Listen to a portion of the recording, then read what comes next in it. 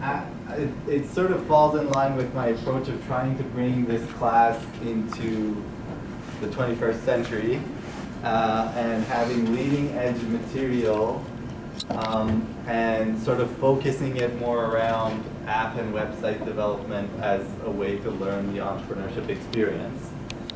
Now, this approach needs a lot of new stuff, new material that you don't see in the traditional entrepreneurship textbooks.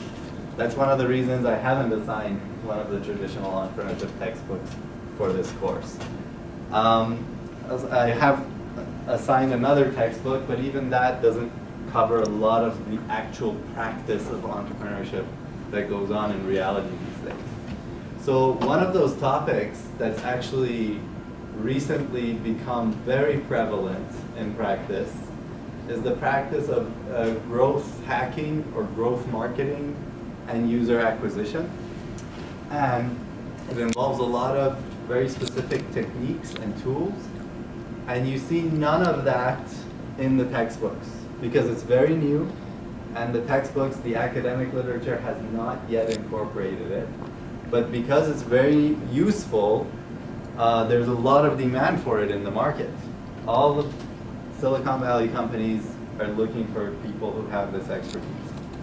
Luckily, I found one person who has this expertise in Calgary and who's willing to come speak with us as a guest lecturer. I'm glad I found him. I found him actually through the Entrepreneur Tools website that I created for this class, and it went viral. And I had included a website in there called Founder Origins. I had no idea that the founder was in Calgary. And later he got in touch with me, and we realized that he's in Calgary. We met up, and I realized that his skills are actually, and his knowledge are very useful for this class. So this, consider it your gateway to one of those topics that's not in the textbooks. They don't teach at universities, but you're going to get a gateway to it. And I'm very glad to have Wilson Hung here. His partner, Kevin Lee, is also here. And after the lecture, they'll be going around to your groups to see if they can give you specific feedback and ideas for your projects. So I'll give the stage to Wilson. Awesome. Thanks for the introduction. Let me just check your clicker. All right. Thanks for the introduction. I think I'll just start with a quick question.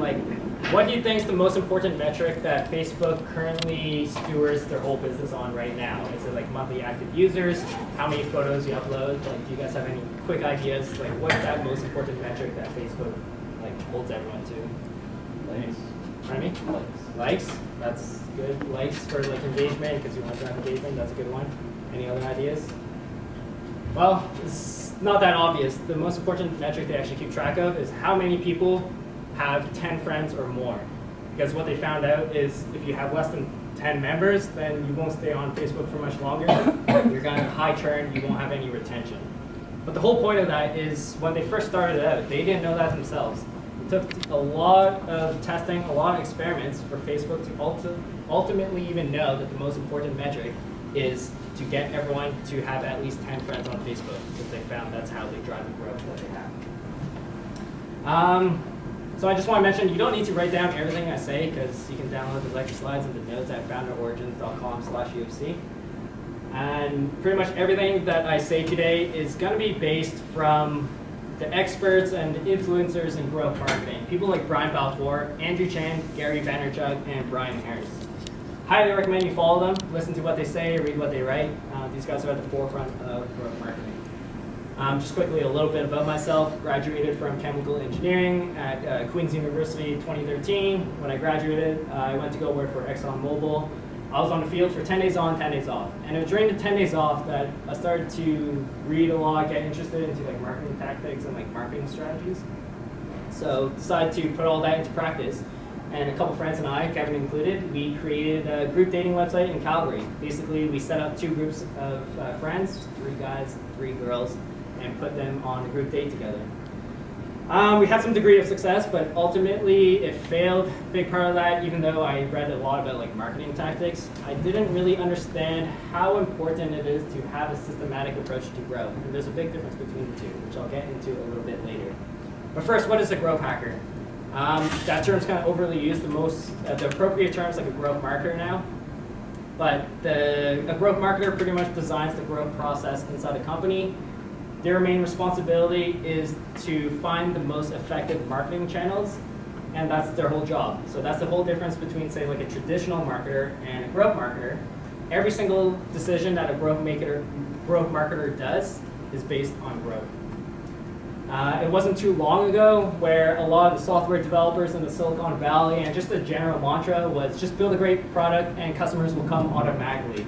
So people didn't focus too much on marketing, they didn't focus too much on growth, they just focused on product development.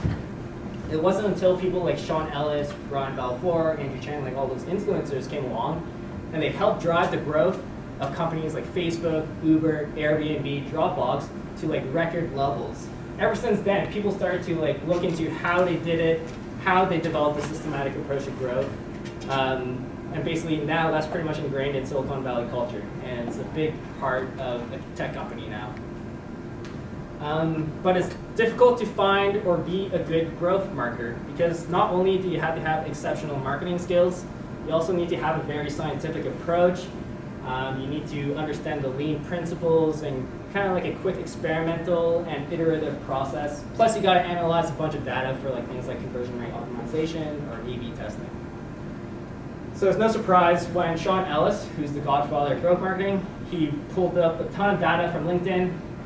He estimates there's about 18,000 people who are qualified to be a growth marketer. Yet there are over 120,000 open positions right now for people trying to fill their growth teams or trying to fill like higher growth marketers. So there's a huge shortage of supply of great growth marketers, which is no surprise when next to software developers, growth marketers are highly sought after and one of the highest paid inside a tech company or a startup.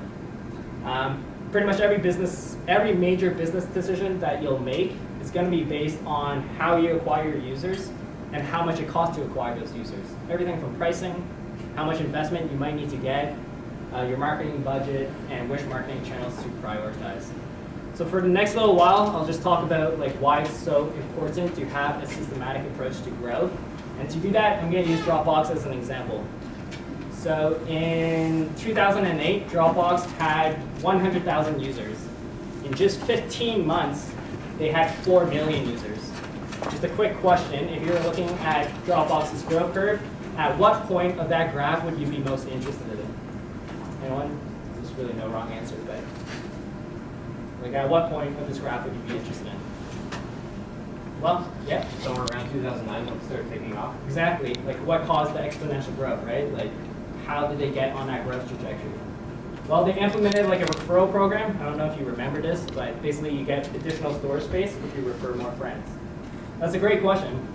But the proper question, like a good question that growth marketer would ask is not what just happened there, but what are all the little things that Dropbox did leading up to that point to get to that exponential growth? And what are all the little things they did afterwards to continue and sustain that growth? Because if you don't have a systematic approach to growth, you're going to have the shark fin effect. You're going to have a big spike in traffic, and then you're just going to go back down. Because the metrics that you really need to focus on will change depending on the stage of your business. When you're first starting out, you might focus on like getting user acquisition, so like monthly active users, email subscribers, whatever it is. However, as your business matures, the most important metric might now be retention and minimizing churn. So you really need a process so you can really identify what's your most important metric. What's that metric you need to steward your whole growth team to focus on? Each business is also different. If you read about Dropbox's referral program, try to copy it, implement it for your own business, chances are it won't work. Because your customer journey is different, your product is different, your audience is different. So basically, if you read one of those articles that's like 10 reasons why you need to use Facebook ads or why you need to use Snapchat, don't take those literally. Instead, use it as like an input to your process and like as inspiration. Marketing channels are also constantly changing. So like 10 years ago, to get at the top of the rank for Yahoo, all I would need to do is have a white background and white font and just like copy and paste the keyword, and that'll get you to the front page. Or email marketing, it won't have anything about like spam filters or anything about Gmail's categorization tabs if you were to pick up a book that's like 5 years ago. And That's why you don't want to focus on what you feel most comfortable with or what you have experience with or what your competitors are doing. You need to have a systematic approach so you can find out all these new marketing channels that are coming online or going or changing and see which one's most effective for your business. So just like, what are some ideas of marketing channels? Like, what do you guys think are some of the most popular marketing channels that exist today? Like, we got like SEO, we got blogging, content marketing, social media, Facebook ads. There's a ton, right? There's actually 19. There's 19 marketing channels that you can use to leverage to grow your business. There's just so many different ways. So you really need a process to really prioritize and test these marketing channels so you don't spend or waste time on channels that aren't effective for your business. That way you can kill the ones that don't work and scale the ones that do. One of my favorite quotes, the machine produces the tactics and the process makes the machine. What this pretty much means is Dropbox didn't all of a sudden come up with that referral program. It was through a bunch of testing, through a bunch of marketing experiments that ultimately gave them the idea that a referral program could be useful. And then it took even more testing, even more marketing to perfect and optimize that marketing channel. That's why you need something that's scalable, predictable, and repeatable. You need a systematic approach to growth. And keep this in mind, if you ever apply for a growth marketing position, they'll ask you a question. They'll be like, you have 2 months, how can you get me 3,000 more users, or something along those lines. If you just say, oh, I'll use Facebook ads, I'll retarget everyone who visits your website to get those 3,000 users, that's a wrong answer. What they're looking for is a systematic approach, which is what I'll talk about next, and I'll try to leverage as many examples as I can. So step one, you need to have a goal. This is so obvious, but it's still something I don't see too many people do. The metrics of your goal are going to be based on what's known as the pirate metrics funnel, or the customer life cycle, journey cycle. Basically, the metrics will have something to do with acquisition. So how do people find out about your website or mobile app? Activation, which metric are you going to use to determine if they're activated? Maybe they just signed up, they gave you your email, they created a user profile, they uploaded photos, they uploaded a file, whatever it is. Retention, how often do they keep using your product? Do they leave after 3 months, or do they leave after 3 months, or are they continuing to be a monthly active user? Referral, do they share? Do they share on Facebook, forward the email to a friend? And revenue. I personally like the OKR framework. It's called Objective and Key Results. It was designed by Intel, popularized by Google, now mostly used at most tech companies. First step, you create an overall goal or an objective, and this is going to be based on the one thing you think you can do that will have the biggest impact to your growth curve. And then you want to have a time frame for that, so anywhere between 30 and 90 days. Anything less than 30 days, you're probably not aiming high enough, and anything more than 90 days, you're biting off more than you can chew. But most importantly, is the key results, the KR1, or KR2, KR3. So basically, you have a 50% probability of success for the KR1. You should be hitting this target 90% of the time. And if you don't hit this target, that's a red flag, and you need to look into why. Maybe your value proposition is wrong. Maybe the landing page is not clear, and people just don't know what you do. Or maybe no one just cares about your business. And then KR2, KR3 on the other hand, that's 50% probability of success, 10% probability of success. If you hit these targets, you just went above and beyond. You want to find out which marketing channels contributed to this outlying effect and see if you can repeat it and scale it. So once you have your goal in mind, you need to brainstorm a bunch of different strategies that you can use to implement in order to reach that goal. Best way to do that, focus on the inputs. For example, I want 1,000 new email subscribers. There's 2 ways you can do that. You need to increase your website traffic, or you need to increase your conversion rate. Chances are, if you're first starting out, you want to get some traffic to your website. The difficulty is there are thousands of different ways you can increase the traffic to your website, which is why step 3, you need to prioritize. And the way you prioritize is going to be based entirely on what your goal is. If you have 100 users and you need 25% growth in a week, that's 25 users.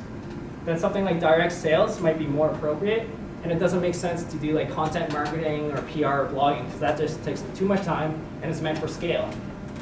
For example, Uber, when they first started out, their first acquisition channel was cold calls, so they did direct sales.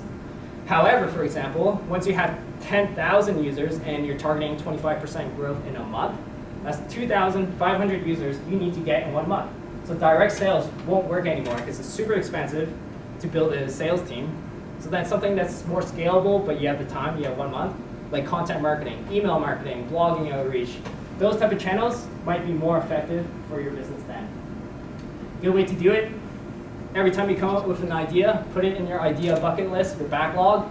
Every once in a while, you prioritize. And you prioritize it based on 3 factors. One, the amount of resources required to implement it, so how much time, how much money, the impact, and probability of success. Now, all of this is going to be your best guess, because you don't know. You're just kind of putting your own gut feel or whatever information you have at that time. So that's what you need step 4. You need to test. Do you guys know what a minimal viable product is, like an MVP? Okay, so it's the same concept as a minimal viable product. Instead of building a full-fledged mobile app right away and then launching it on the App Store and finding out no one wants it, you just wasted all that time. You do the same thing with marketing experiments. You do the bare minimum to kind of get that initial information to kind of tell you if you're on the right track or not. So for example, in my case, when I had 100 users, I needed 25% growth in a week. So that's 25 users. Okay, that's my goal. I need 25 users. How can I reach that? I decided to use direct sales. And more specifically, I used Reddit. Does everyone know what Reddit is? It's pretty much like a forum, and inside that forum there's like subcategories. So like I would go on a subreddit, which is like a subcategory on entrepreneurs, because that's my target demographic. I would look for all the topics that's relevant to what I do, and I'll send a private one-on-one message to every single person who commented or participated in that thread. So for my hypothesis, in order for it to be successful, I just assumed 25%, and that was because I could send about 20 one-on-one messages an hour. So with a 25% conversion rate, I can get 5 email subscribers. So I just do that for 5 hours to get my 25 user target or goal that I have for that week. So then that's your hypothesis. The next step is you want to create an experimental design. This is very important. 1, it makes you actually think about it. And 2, if you have people on your team or if it's a success and you want to repeat it, you know exactly what you did. So again, for me, I just came up with a topic of all the, I made a list of all the topics that's relevant to what I do. Sorry, can you stay for a little bit Yep. on the previous slide and let us read it? Yes. So for example, 1, the first step, I just got to look for all the subreddits that's relevant to what my business is, where my target market is. My target market is aspiring entrepreneurs, kind of like where you guys would hang out. And a lot of those people where they would hang out is the subreddit entrepreneurs, because they want to get more information. They want to learn from entrepreneurs. Once I found out the specific subreddit, then I would look for all the recent topics, all the recent posts that's relevant to what I do. So anytime someone wrote a comment like, oh, is this a good business idea? Are there any good business ideas for beginners? Where do you guys get your inspiration? Any of those type of topics, I jot them down. And then I would prioritize which users have the highest likelihood, so depending on their comment, if like you can kind of gauge how interested they are. And then basically from there, I prioritize which users to comment, and I send them a message. Now when I send them a message, basically I'll just be like, this is what I do. Do you want to sign up? Here's the link to my website. That was the experiment. So that leads you to the next step, analyze. You need to analyze your results. Understand what the impact was. So what were the results? Understand the accuracy. So did it meet your hypothesis? And most importantly, you need to understand why. Why did it succeed or why did it fail? In my case, I succeeded. I actually hit a conversion rate of 40%, which in like the marketing world, a 40% conversion rate is like phenomenal. So the next step is you want to find out why. And the best way to do that, I emailed or messaged every single person who signed up, and I asked them, why did you sign up? Why were you interested? And why did you just listen to some random guy who just sent you a message? And the main learning I got from that is like, this guy was like, oh, you're so genuine, like, I kind of like trusted you. Basically from that information, I understood the importance of permission marketing techniques. Because I sent several other posts where I included a link to my website right away, I'd be like, this is what I do, here's the link, click on founderorigins.com. None of those people even responded, none of those people even signed up. But if I sent them a message and was like, this is what I do I have your permission to send you a link to my website? 40% of those people would be like, yeah, send me the link on the website, I'll check it out, and then they'll sign up. Second information that I learned is that the entrepreneur subreddit had my target demographic. Because once you understand why your experiment was a success, that will tell you exactly what your next experiment will need to be. So now, instead of sending one-on-one messages, my question is, how can I scale it up? What can I do to do the same thing, but get more people to see it? And for me, it was commenting instead of sending one-on-one messages. So now, I would send a comment on a post. So the whole idea is I would comment on a new Reddit post. As the post gets more upvotes, more people will see my comment, therefore getting more visibility, getting some scale to it. And again, I tested my hypothesis of the permission marketing technique. For the posts where right away I was like, oh, this is what I do, click on my website. I got -7 downvotes. Like, people hated that. In case you don't know, Reddit hates like self-promotion. That's like a major faux pas. But if I ask for permission, I'm like, anyways, I don't want to self-promote. Like, if you're interested, just let me know, send me a message. And then look, people would like reply, they'll be like, I'll bite, can I see the link? Then I'll respond with the link to my website. And eventually, I'll get enough responses, well, I'll add an edit, like the edit number 1. I'll be like, oh, I'm getting quite a few messages, so I'll just like include the link to my website. You can check it out here at founderorigins.com. And then more people will see the website. In 3 or 4 days, I got over 350 email subscribers just from like a couple posts. So then that leads you to the next step. You need to systemize. The moment you find a marketing channel that works for you, it's time to systemize it. And you can do that with 2 ways. One, you leverage technology. And if you can't leverage technology, you create a playbook. You create a step-by-step playbook so you know exactly how to do it and you can just keep repeating it, or you give it to someone else to repeat it for you. For example, I used a cool tool called Trek Reddit. So like I would put in keywords that's relevant to like a topic, so like business ideas, inspiration, like first-time business, like those type of keywords. And anytime someone created a topic with those keywords, I'll get a text message, I'll get a notification. So I can be like the first person to comment on that new post. So that just ensures more people will see my comment. And then from there, I also use the tool called ChangeMon. Unfortunately for Reddit, they don't really give you like an email notification whenever someone like comments on a post or like sends you a PM. So like you use this tool so like I can respond right away to any inquiries. So I can respond while the lead is still warm. And then from there, it's rinse and repeat. So once I found out commenting on topics was effective, how can I scale it even further? So now it's creating content and actually posting on Reddit. So now I would post valuable content. At the end, I'll have like a link, a plug to my website, so even more people will see it when my post makes it to the front page.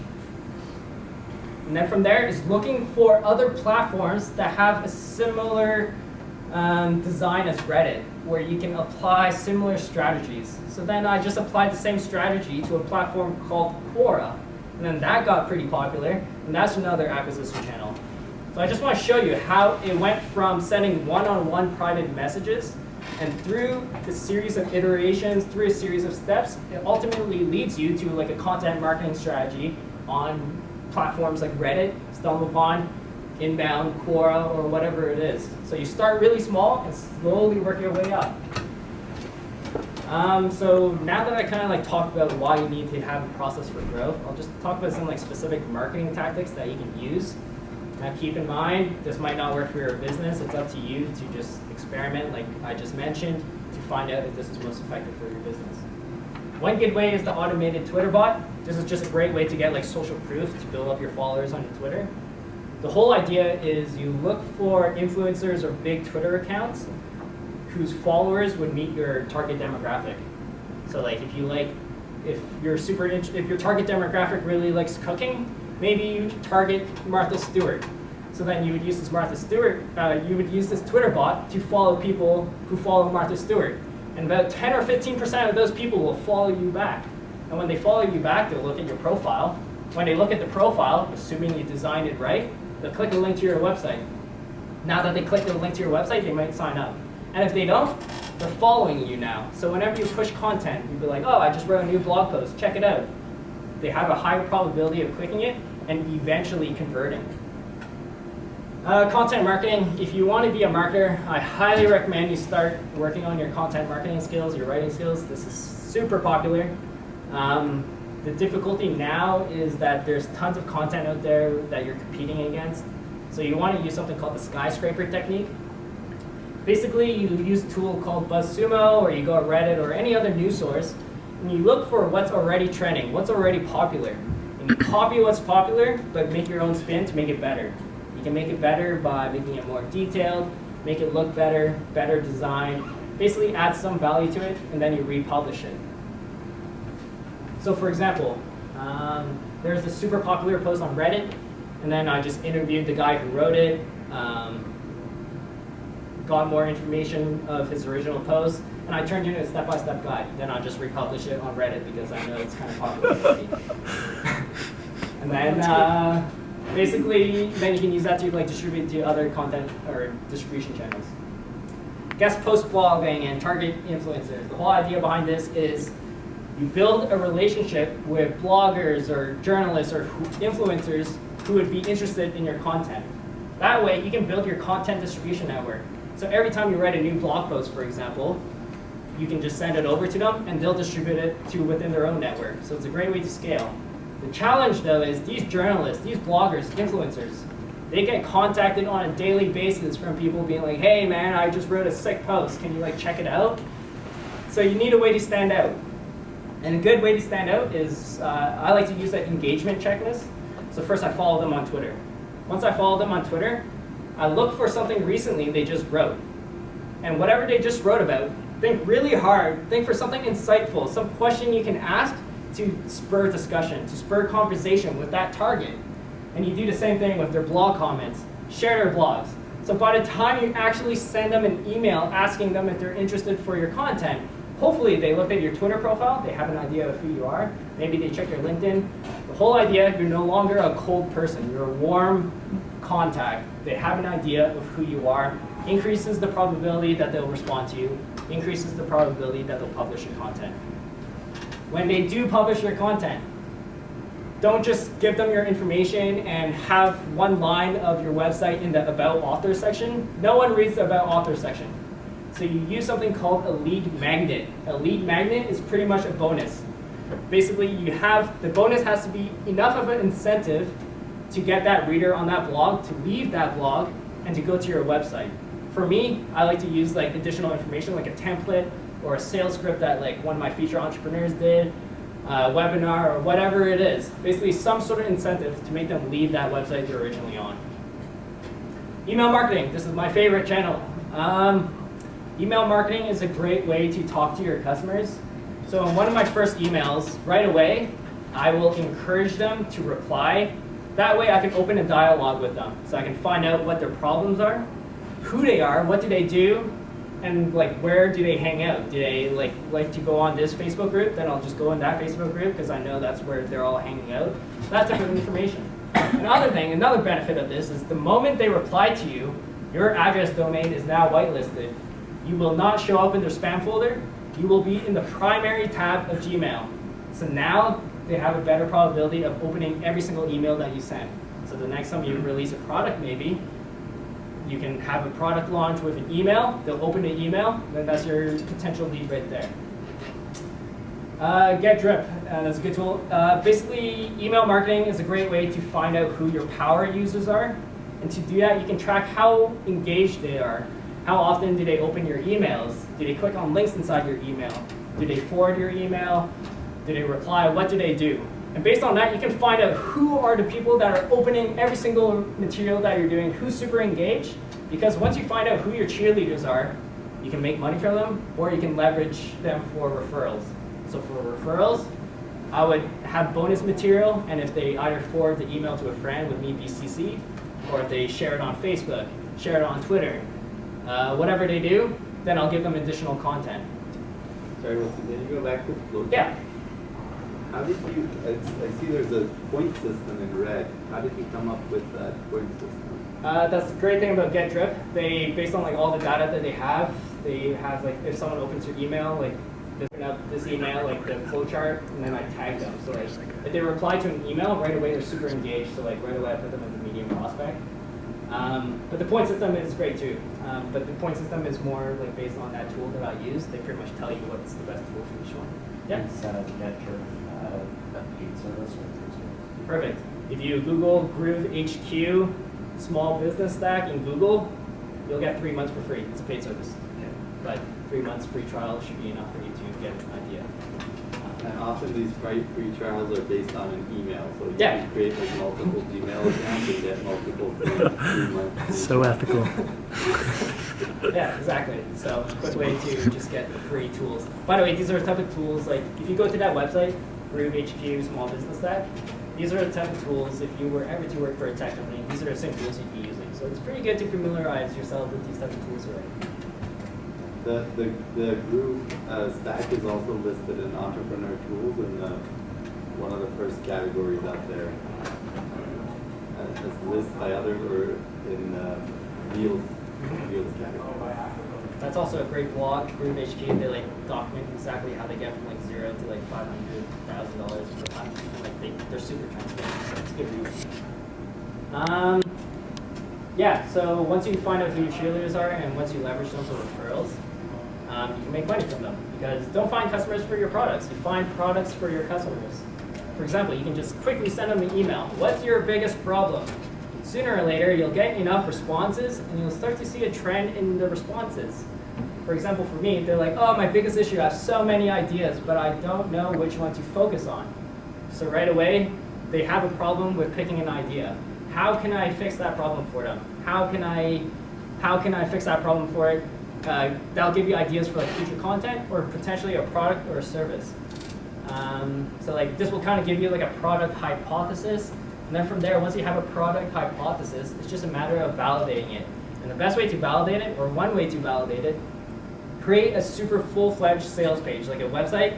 Make it look like the product's pretty much already done and out there, even though you didn't even start. You don't have a product, but you have an idea of what that product would be. So you just, whatever you envision it, use Photoshop or use a mock-up to make it look like your mobile app is actually like almost ready. And then if you want, ask for early email subscribers, or even better, ask them for early bird payments. And in return, if they are an early subscriber, if they're an early adopter, they get like 50% off.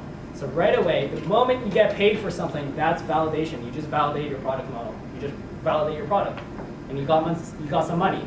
And like the worst case scenario, if you end up you're not passionate for it, or you don't know how to build the product, you just give them a refund. It's like there's no downside to it. So basically, once you've proven it, once you got some early bird payments, that's when you actually start building whatever product you have. Maybe you start finding a developer. So you can actually go to a developer. You'd be like, oh, I already have this many email subscribers. I validated the model. I know exactly how the mobile app should look like. I just need someone to code it for me. That's like developers right now are in such high demand. If you want to find a good developer, you need to have some traction. You need to show them there's actual demand. And all you need is them to actually put in the code. Last quote. So Alex Schultz, he's the VP of Growth at Facebook. He's like probably one of the best people to follow. He joined Facebook when Facebook was at 50 million users. And at that time, no one thought Facebook could get more than 100 million users, because like no other website in history ever had more than 100 million, 150 million. They're like, there's no way. Facebook's now at 1.6 billion. And this guy, Alex Schultz, he has like a PhD in physics. He pretty much applied the same scientific approach to like his physics experiment and his physics thesis. Did the same thing for marketing. And now we have the whole growth marketing systematic approach to growth. His quote, basically, if you can run more experiments than the next guy, if you can be hungry for growth, if you can fight and die for every extra user and you stay up late at night to get those extra users, to run those experiments, to get the data and do it over and over again, you will grow faster. So, yeah. I don't know if there's any questions, I'll just go individually. Thank you, Wilson.